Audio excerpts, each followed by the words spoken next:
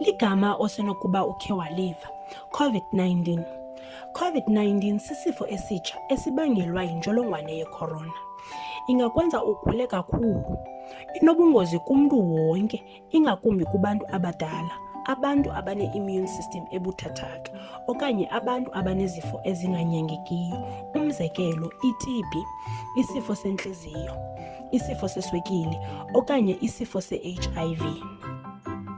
Iimpawu zayo ezininzi ziyafana nezomkhuhlane, ifiva, ukhohlelo olomileyo, isifuba esibuhlungu, okanye kube nzima nophefumla.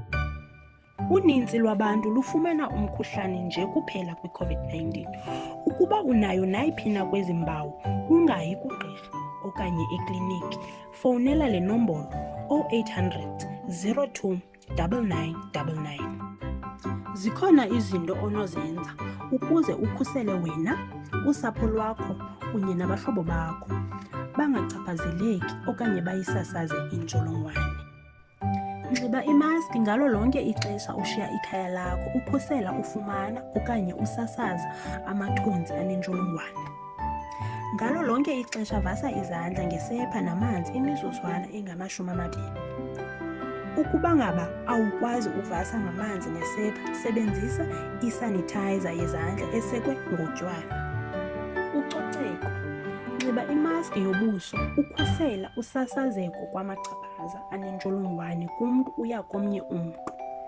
Khohlelela okanye uthimlele engqinibeni yakho okanye kwithisu. Sukusebenzisa izandla zakho, sukubamba ubuso bakho, sukuphatha impumlo yakho, amehlo okanye umlomo wakho, kuba kulapho intsholongwane zinokungena khona. Ukubekelwa bucala kuluntu. Sukusondela kakhulu ebantwini bangaphandle kwikhaya lakho. Zama usoloko uhlala umgama ozimitha ezimbini komnye umntu wangaphandle kwikhaya lakho. Ungayi kwiindawo ezinabantu abaninzi. Khumbula ukuba baninzi abantu abancedayo kuzo zonke iindawo zethu zokuhlala. Ukuba udinga uncedo, fowunela kule nombolo 0800 02 9999. Okubalulekileyo kakhulu, nxiba imaski, uvase izandla zakho. Lo ngumyalezo wenkonzo yoluntu uziswe kuwe yi-Plett Tourism Association kunye ne-Bitou Municipality.